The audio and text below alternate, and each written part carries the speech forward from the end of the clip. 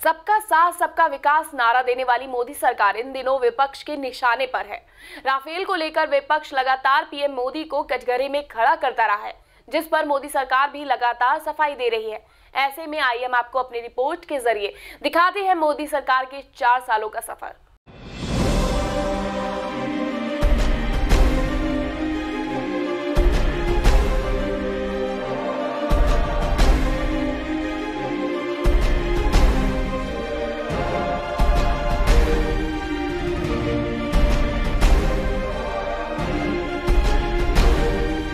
सबका साथ सबका विकास, एक ऐसा नारा जो आपके कानों ने एक बार नहीं बल्कि हजारों बार सुना होगा। 2014 के लोकसभा चुनाव के दौरान ये नारा देश के विकास का स्लोगन बन गया था। भारतीय जनता पार्टी वाली मोदी सरकार ने 16वीं लोकसभा में इसे महामंत्र के तौर पर पेश किया था, जिसका राजनीतिक तौर पर फायदा भी मिला। लेकिन अब लोकसभा और 5 राज्यों में विधानसभा चुनाव दस्तक दे रहे हैं। ऐसे में बिखरे विपक्ष ने एकजुट होकर चुनावी रणभेरी भी बजा दी है। कांग्रेस पार्टी जिस तरह से राफेल को मुद्दा बनाकर देश के सामने स्थिति पैदा कर रही है, उससे देश के बढ़ते राजनीतिक पारे को समझा जा सकता है। अलबत्ता मोदी सरकार भी अपने तमाम सारे मंत्रियों से राफेल पर सफाई दिलवा रही है। पार्टी की माननीय नरेंद्र मोदी जी के नेतृत्व में जो केंद्र सरकार है, वह देश की सुरक्षा से न कोई समझौता कर सकती है और न देश की सुरक्षा से खिलवाड़ करने वालों को छोड़ सकती है। श्री राहुल गांधी जी को जवाब इस देश में जो उनके परिवार का शासन रहा है, जो चाहे रक्षा सौदों में चाहे अनेक अन्य मामलों में जो घोटाले के आरोप हैं, उस पर वो सफाई दें। जिसमें स्वयं वो घोटाले में भ्रष्टाचार में फंसे, उस पर सफाई दें। उनके जीजा जी का नाम आ रहा है राफेल मामले में, उस पर सफाई दें। और कांग्रेस के अध्यक्ष श्री राहुल गांधी जी को मैं इतना ही कहना चाहूँगा कि भाषा किसी भी प्रकार की प्रयोग करने से पहले एक राष्ट्रीय अध्यक्ष होकर कांग्रेस के एक परिवार में पैदा होने के कारण मर्यादा का ध्यान। दरअसल क्षेत्रीय दलों के समर्थन से कमजोर कांग्रेस में भी नया जोश आ गया है। लिहाजा कांग्रेस ने भी पूरा जोर लगाकर हुंकार भर दी है। विपक्ष की इस ललकार से केंद्र की सत्ताधारी बीजेपी ने भी टाल ठोक दी है।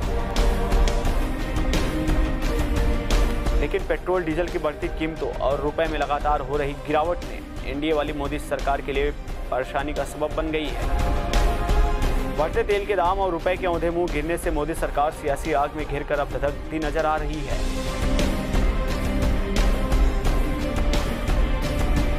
वहीं सेंसेक्स की गिरावट ने धधकती आग में घी डालने जैसा काम किया है। जब ये सत्ता में थे, विपक्ष में थे, तो कहा था जब हमारी सत्ता आएगी तो $1 40 रुपए तक लाने का काम हम करेंगे। आज पूरा देश देख रहा है कि 70 रुपए को क्रॉस करने के पास पहुंच चुका है। 70 सालों में प्रधानमंत्री जी पूछते थे कि कांग्रेस पार्टी ने क्या किया, कि 70 सालों में पहली बार इतनी गिरावट कभी रुपए की हुई है तो इनके राज में हुई है। रुपए में हो रही लगातार गिरावट के चलते पीएम मोदी खासे दबाव में नजर आ रहे हैं। वहीं इस मुद्दे को लेकर विपक्ष पीएम मोदी पर चौतरफा हमले बोल रहा है। खासकर कांग्रेस अध्यक्ष राहुल गांधी ने तो रुपए की गिरावट पर प्रधानमंत्री मोदी की चुप्पी को मुद्दा बना लिया है। लिहाजा रुपए की गिरावट को रोकने के लिए प्रधानमंत्री मोदी ने सितंबर की शुरुआत में एक अहम बैठक भी बुलाई थी। उस बैठक में अफसरों और अर्थशास्त्र के विशेषज्ञों ने कई उपाय भी मोदी सरकार को सुझाए थे। उनमें से कई उपायों पर बैठक के बाद सरकार ने अमल भी किया था। ऐसे में अब तकरीबन 1 महीना बीतने वाला है, लेकिन नतीजे जस के तस बने हुए हैं। रुपए अभी भी रसातल की ओर मुंह किए गिरता नजर आ रहा है। फिलहाल रुपए की गिरावट को लेकर मोदी सरकार भले ही दबाव में हो, लेकिन दहशत में तो बिल्कुल भी नहीं है।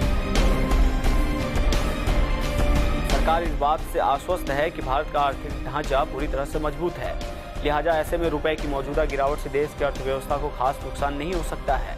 यही वजह है कि मोदी सरकार की नीति निर्धारक नए आर्थिक आंकड़ों को पेश करने में व्यस्त है। लेकिन महंगे तेल को लेकर भारत बंद और हंगामे पर विपक्ष को अगर मोदी सरकार दोष देती है तो उसका जवाब भी मोदी सरकार के पास ही है। क्योंकि बीजेपी के नेतृत्व वाली एनडीए गठबंधन जब यूपीए 2 के शासन के दौरान खुद विपक्ष में था, तब उसने भी पेट्रोल डीजल की कीमतों में इजाफे के खिलाफ जमकर हो हल्ला किया था। तब एनडीए के नेताओं ने उस वक्त जो तंज कसे थे वे खुद ही उनकी सरकार के लिए अब परेशानी बन गए हैं। अतीत की तल्ख टिप्पणियां आज आईना बनकर एनडीए वाली मोदी सरकार के सामने खड़ी है। सच्चाई बाहर आती है। 1600 करोड़ रुपए में 526 करोड़ रुपए का हवाई जहाज नरेंद्र मोदी जी ने खरीदा। प्रधानमंत्री मोदी और उनकी सरकार इस वक्त खुद को गरीबों और दबे कुचले लोगों का मसीहा साबित करने में जी जान से जुटी है।